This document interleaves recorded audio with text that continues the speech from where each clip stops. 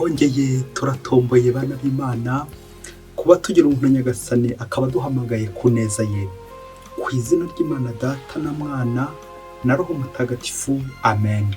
Amahoro bana b'Imana, ni muhumure, Imana iradukunda, ije kutugera neza kuri iki cyumweru cya kane cya Diveni, tariki 21 Ukuboza 2025. Aya masomo nigiye kuduhuza n'Imana, duce bugufi twakira ijambo w'Imana.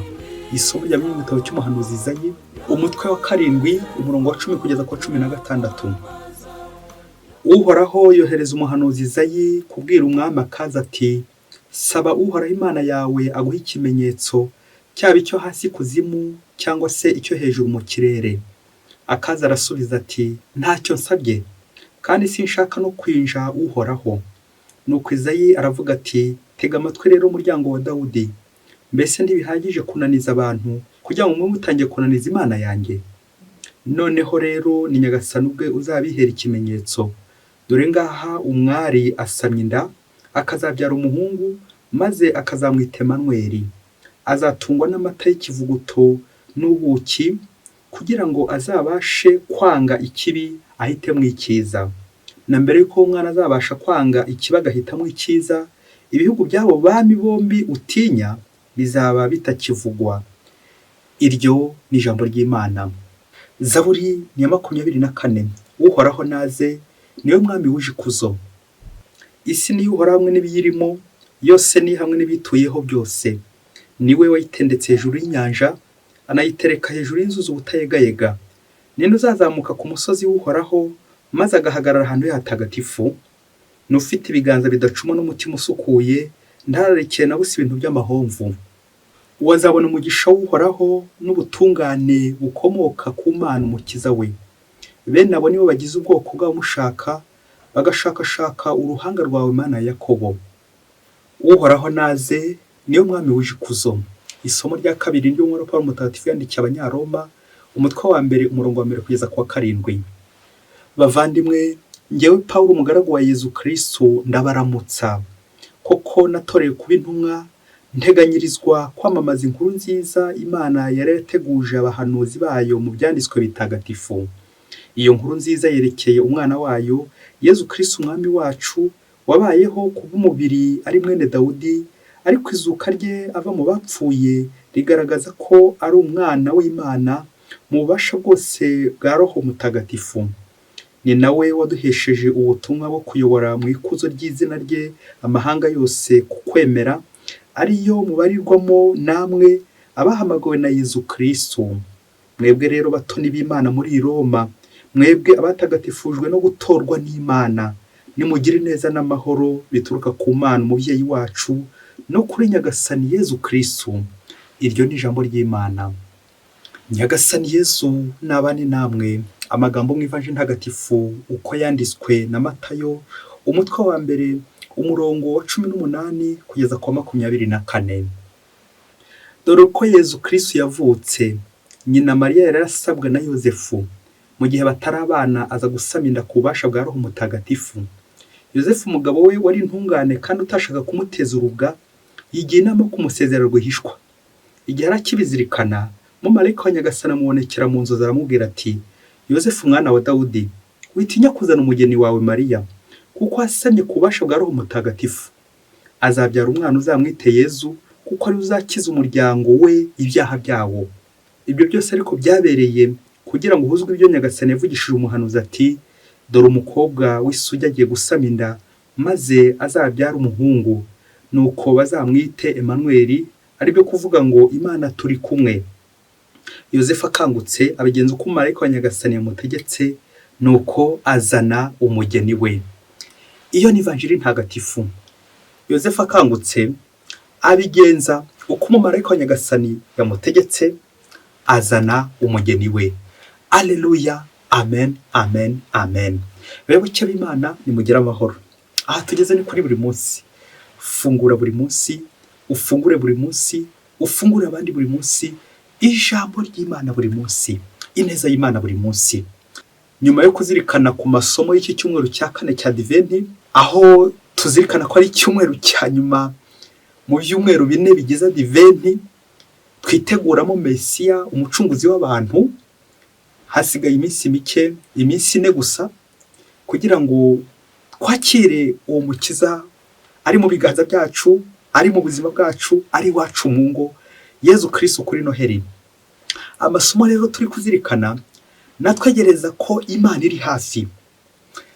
Bityo nawe nanjye tutaritegura, Yohani Batista ari gukomanga ati yisubireho. Aha rero tugiye kwa Yohani Batista, twageze ahandi hakomeye cyane kwa Mariya na Yosefu. Muri Adiventi dutinda cyane cyane ku muhanuzi Izayi, Yohani Batista ndetse na Bikira Mariya. Iyo tuvuze Bikira Mariya twerekeza cyane cyane no kuri Yosefu. Uyu munsi turaza gutinda kuri Bikira Mariya na Yosefu. Aya masomo rero adufashe cyane natwe kwitegura kugira ngo twakire Mesiya nk'uko yavukiye mu rugo rwa Mariya na Yosefu bakamwakira. Nawe nanjye tumwakire neza iwacu. Mesiya ari hafi kuza, igihe kiregereje, uwo ni Nyagasani bivuze, maze tubone umucunguzi.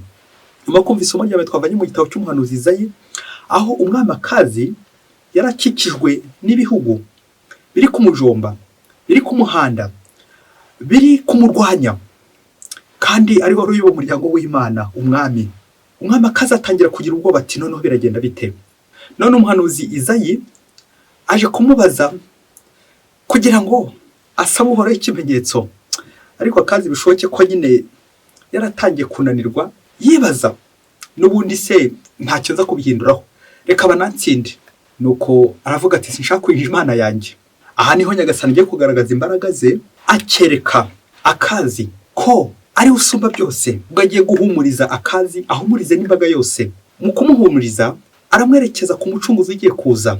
Dore umwari agiye gusama inda, akazabyara umuhungu, akazitwa Emmanuel, Imana turi kumwe. Amen, amen, amen. Muri ibi bintu byose, wahura n'ibibazo, wahura n'intambara, wahura n'agahinda, ubukene, inzara, amadeni menshi cyane, n'ibindi byinshi cyane, uburwayi, icy'ingenzi ni uko uri kumwe n'Imana. Ahangaha rero niho Nyagasani aje gusubiriza akazi n'umuryango we, ati nimuhumure, nimukomere, ndi kumwe namwe. Ngo kuko Nyagasani natwe yatangiye urugendo twohereza Mesiya. Uyu mwari arerekeza kuri Bikira Mariya. Dukomeza twumva mu Ivanjiri y'uno munsi, na nyuma yo kumva Zaburi yikirije isomo rya mbere, Zaburi ya 24, Uhoraho ntaze ni umwami wuje ikuzo. Uwo mwami ugiye kuza kugira ngo aduhumurize, aduha amahoro. Twari twarabujijwe n'abandi benshi abadutoteza. Kumvise n'isomo rya kabiri, Pawulo nawe avuga ku yerekeye inkuru nziza, yamamaza inkuru za Yezu Kristo wapfuye akazuka. Yezu Kristo dutegereje, wabayeho kubw'umubiri ari mwene Dawudi, w'umuryango wa Dawudi ufite inkomoko, ariko ari umwana w'Imana. Ngo niwe dutegereje, Yezu Kristo umukiza waducunguye. Iyo nkuru nziza Pawulo yamamaza ni inkuru nziza Yezu Kristo umukiza, Mesiya waducunguye. Nawe nanjye turabatoni b'Imana igihe twakira inkuru nziza. Ibi byose twabyumvise, na nyuma ko tumaze kumva Ivanjiri kwanditswe na Matayo, umutwe wa mbere umurongo wa 18 kweza ku 24.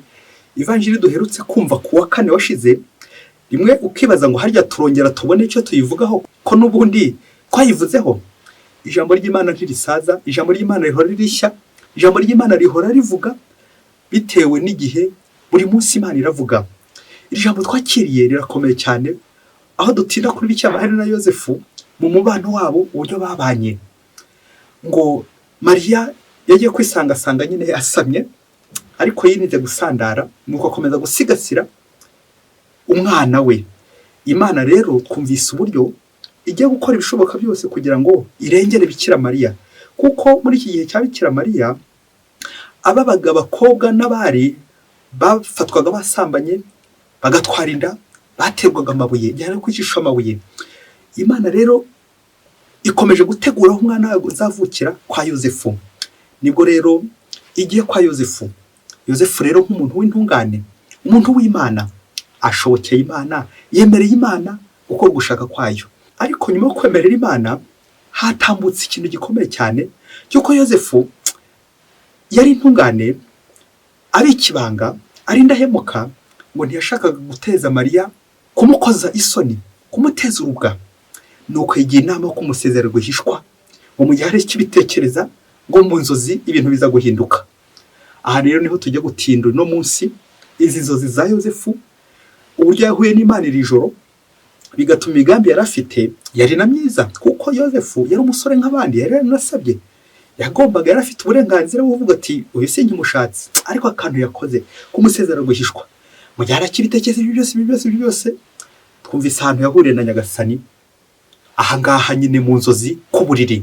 Kubw'iyo mpamvu rero tugiye kuzirikana ku ngingo, iyi ngingo iraza kugufasha nanjye ifashe, rimwe na rimwe muyerekezaho nawe iwawe uraza kuva ngaha kuko ingingo yagufashije yitwa ngo uburiri bwa Yozefu, Loli de Joseph, igitanda cya Yozefu.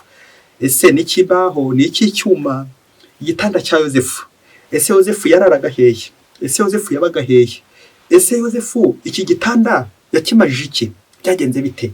Uburiri bwa Yozefu. Mubyeyi ufite uburiri, nawe uburiri bwa Yozefu uze kugufasha kongera gutekereza imigambi ujyana ku buriri bwawe n'uburyo ubyuka. Hari imvugo y'igifaransa igira iti la nuit porte conseil. Ijoro ni umujyanama ukomeye cyane. Akenshi mu ijoro dukunze koka ku ngeso mbi. Bamwe bati niho abasinzi benshi biyongera, abasambanyi, ibisambo, ubujura, imirwano, kurwana intambara n'ibindi byinshi cyane, byose bikaba nijoro. Ariko icyakubwira wa mubyeyi akantu gace uturombo dutanu ko mu ijoro ariho Imana ivuga. Kubera iki mu ijoro Imana ivuga?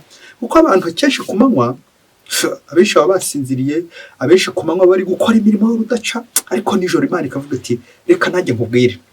Hari ikintu cyababaje mu ijoro aho usanga abakozi benshi bavuga bati bo ku manywa nta nzoga mfata, ntaza kwica akazi, ariko ukayiyahuzaho nijoro, ukayiyahuraho nijoro, ukayihambaho, kandi ukaza kwegera ko uwo mwanya atari wari umwanya w'Imana. Ese nawe ku gitanda cyawe nka Yozefu ujya hahurira n'Imana? Yozefu yahuye n'Imana bituma imigambi yari afite yari na myiza. Imana iramubwira iti Yozefu, imigambi ntuyifite ari myiza, ariko ngiye kuguha umugambi wanjye ukwiye. Kureka Imana igakora ugushaka kwayo muri twe, kuko hari igihe dufata imigambi yawe na myiza tugakora ibintu bihambaye byiza, ariko Imana yatoreye ikavuga iti oya, ntabwo ari uko ugomba kubikora, ahubwo genza utya. Yozefu Imana yashatse ko atihugiraho ku nshingano yari afite cyangwa ku buzima bwe bwite, ibyo ashobora kwikorera we ku giti cye, ahubwo guhugira ku nyungu rusange. Aho kenshi niho tujya dutsindirwa, dushaka kugenda ku nyungu zacu bwite, umubiri wacu, urugo rwacu, njyewe, tukaza kwibagirwa ko Nyagasani yagiye dutorera n'ikindi gikomeye cyane, ikintu cya rusange, inyungu rusange. Icyo rero kigusaba iki? Kwigomwa. Na niyo mpamvu Nyagasani atakikubwira aho abonye hose, atakikubwira mu ikabare, ahubwo ku buriri, ku gitanda. Igitanda cya Yozefu nka shapere, Nyagasani aza akakubwira ati kora kino, hindura cya igitanda cya Yozefu, uburiri bwa Yozefu. Mubyeyi ufite uburiri, nicyo gikora ku buriri bwawe nawe. Niba uzi agaciro k'uburiri, la théologie du lit, igamana ry'uburiri, aho uryamaho usinzirira, burya ni shapitire ikomeye cyane. Abantu benshi tutajya dusesengura, ariko irakomeye cyane. Uramutse uryamye neza ubwabyo ugahura n'Imana. Twumvise abantu benshi bajya bahura n'Imana mu nzozi, twumvise ba Yakobo, twumvise mu Isezerano rya Kera uburyo Imana yakoranye urugendo n'abantu mu nzozi. None ngaha igeze kwa Yozefu hehe mu nzozi ku buriri. Uburiri bwa Yozefu ni bwubahwe, uburiri bwa Yozefu ni bwubahwe. Mubyeyi ujye usinzira, ujye urota, uryama hehe, uryama ryari, uryama kuki, uryamana nandi, ubyukana nandi. Iyi nkuru uyumvana ubushishozi, rimwe na rimwe hari aho biza kugera ukarira. Mbaye nguteguje hakiri kare, ufata agatambaro kawe, hari igihe uzafatwa n'ikinigo ukabasha kurira, uze kurira wongere wihanagure. Icy'ingenzi ni uko utaza kujya ku buriri ukiri kurira. Umunsi umwe hirya kure cyane muri Afurika, Trello, umupatro umwe, chef umwe ngo yari afite entreprise, yari afite uruganda, ngo umukozi umwe yari umubitsi w'amafaranga, undi ari umugenzuzi, ndetse n'undi ari gera, ari we ucunga abo bose ko ari babiri bandi basigaye. Cyari cyiza cyane muri uruganda, rwarungukaga cyane. Noneho patro akabakunda kuko bari abantu beza. By'umwihariko patro agakunda gera, kubera ko gera yari inyangamugayo, indakemwa, umuntu mwiza. Nuko akabakunda bikomeye cyane. Bakusanyaga amafaranga babonye, barangiza bakayabara, bakongera bakayabara, umubitsi akayabara, umugenzuzi nawe akongera akayabara jera akayabara, hanyuma bakayishyiza patoro. Uko umunsi uciye ikibu, umunsi umaze kurangira, kugira ngo barebe koko inyungu bungutse ibyo babonye bikomeye. Ku munsi umwe rero ngo mu kujya gushyira amafaranga mu bubiko, ngo patoro akaba yarafite umwenda wa banki w'amadolari 50,000. ubwo yagombaga kujya kuyishyura uwo munsi kugira ngo batamuteza cyamunara bakanamufunga n'ibyo bakabifatira byose. Uwo munsi rero uragera kugira ngo ajye kwishyura, kuko bishoboke ko mu ruganda bari bayakoreye bikomeye cyane. Bamaze kuyabara nk'uko byari bisanzwe n'ubundi, umubitsi arayabara neza, umugenzuzi arabireba neza byose ko byuzuye, na jera arabireba, bose barongera barayabara basanga amadolari 50,000.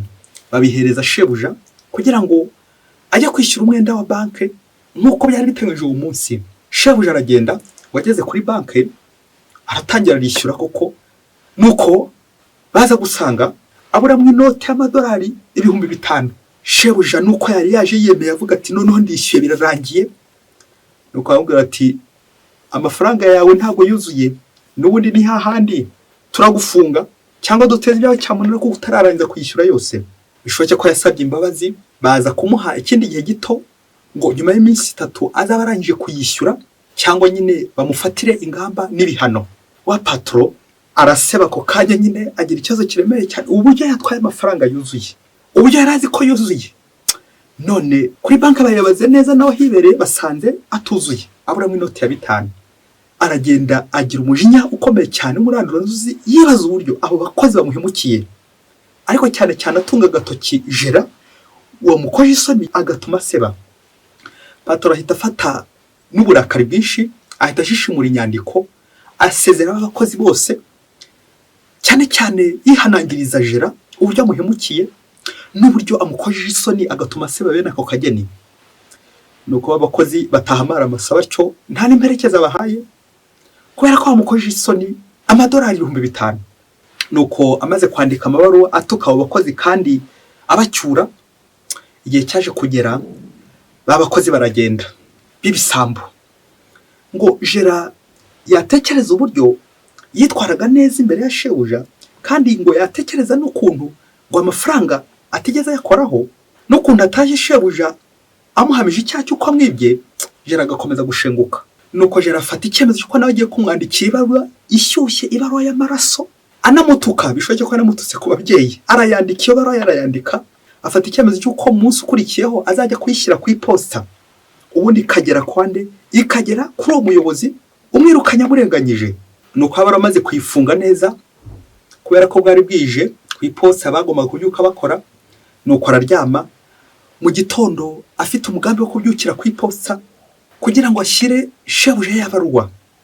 Ngo nuko muri iryo joro ngo uwo mujera arota inzozi mbi cyane, arota yatetse ibiryo ariko ngo aza gushyiramo uburozi.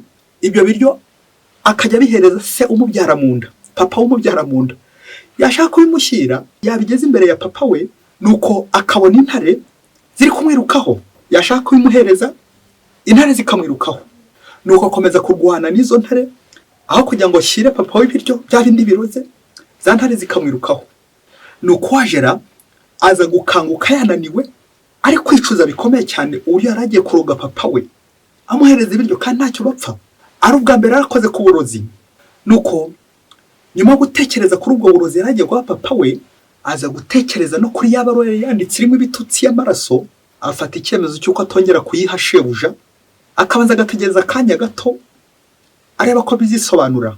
Ati wasanga ibaruwa nanditse ibitutsi ndi gutuka databuja, wasanga bimeze nyine nk'uburozi nanjye guha papa kandi ntarigera mukoraho na rimwe, kubera ko yandenganyije. Ndayishwanye ikizaba nzihangana. Nuko ku rundi ruhande ngo patro ngo cyagiye ngo maze kwirukana abakozi, nawe nza kurota inzozi mbi.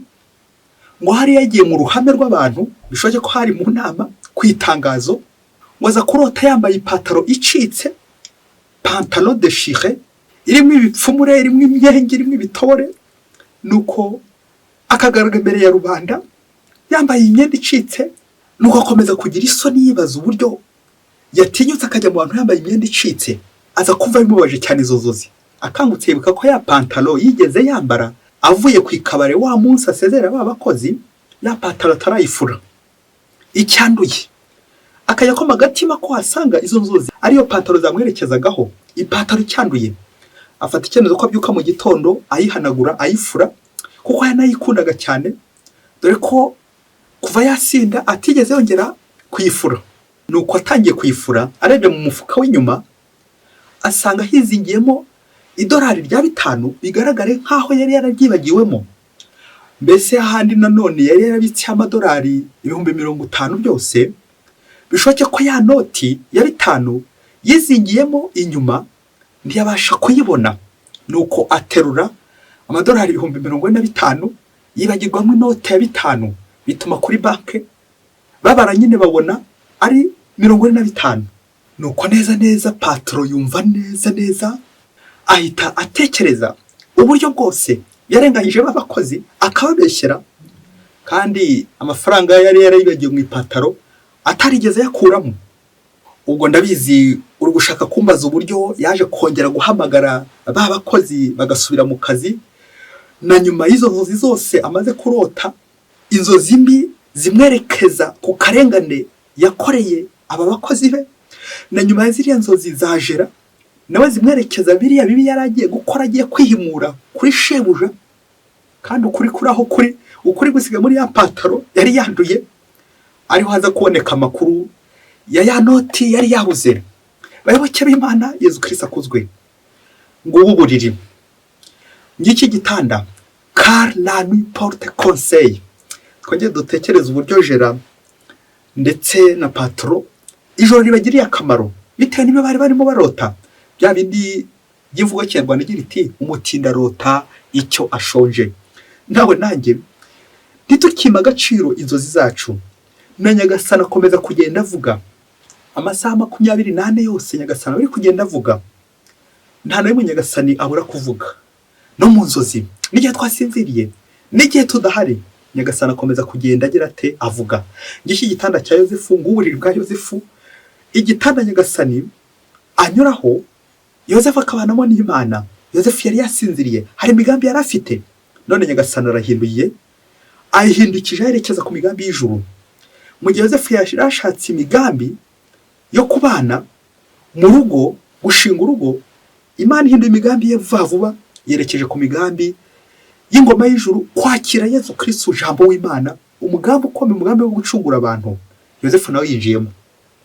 Nguko uko natwe mu nzozi akenshi Nyagasana aradusura agasanga twagiye. Gusa icyo twacaho karongo gikomeye wa mubyeyi we, nuko n'abantu benshi ari igihe barota kaza kurangira bashyitse bashyira mu bikorwa ibintu barose, kandi wasanga se byari gusaba ubushishozi. Hari isomo bita lapse canalise, isomo ryerekeza cyane kureba ubushishozi ku nzozi. Ntabwo byo warose byose uhita bishyira mu bikorwa. Na mwana byumvise ari patro ari Jera, bose barose ibintu ariko atari byo byerekeza kuri bya bindi bari bapanze bari barayemo. Ngo kuko nyine Nyagasana atambuka mu bigambi yacu, wari uri kurota agira ngo werekeze inzira ye. Nyagasana akagenda agorora imigambi yawe, imyiza akayiha umurongo, imibisha nakagenda yihindura buhoro. Ukuri ifoto nawe wanditse ibaruwa y'amaraso, uri kuyandikira shobuja. Hari umuntu waguhemukiye ujya kwandika ibaruwa y'amaraso, nuko Nyagasana ijoro akubwira ati stop writing, wikwandika. Nta muntu ufite ubwenge wandika ibitutsi, nta muntu ufite ubwenge usakaza inkuru za byacitse ku mbuga. Agomba kugira ibanga nka Yozefu. Tugomba kuharanira ko hari abandi basebye, hari abandi bahuye n'ibibazo, hari abandi baduhemukiye. Ese koko niba koko nzi ubwenge, ni ngo kubitaranga, kujya kumutaranga, kumushyira ku itangazo, kukarubana n'ahandi henshi, kugira ibanga, kubika ibanga, kudakoza abandi isoni. Nawe nanjye hari igihe turengana mu buzima bwacu, rimwe na rimwe bagaturenganya, ikindi gihe bakaduhungeta, ariko se ni ngombwa ko byose tugenda tubigaragaza ku kanya? Bya bindi bya rwihishwa rwa Yozefu, bwa buriri bwa Yozefu buraza ko bubitse ibanga ry'uko Nyagasana atambuka aho hantu, maze ubuzima bukagenda neza. Ikindi twazirikana kwa Yozefu, ni uko uburiri bwa Yozefu narinjye kubuhuza, shyiramo ikimenyetso cya bingana chapelle, bingana aho Imana iri kuvugira. Imana ikamubwira. Yosefu ni nkaho yari ari gusenga koko. N'igihe asinziriye ari gusenga, être disponible à Dieu, ushobokera Imana. Nta kindi cyabimushoboye usibye kwerekera Imana, umutima werekeye Imana, service spirituel, guhura n'Imana, kuko nta namwe utahurira n'Imana. Isomo rikomeye twakura muri uru ruganda, dusaba inema kudahubuka.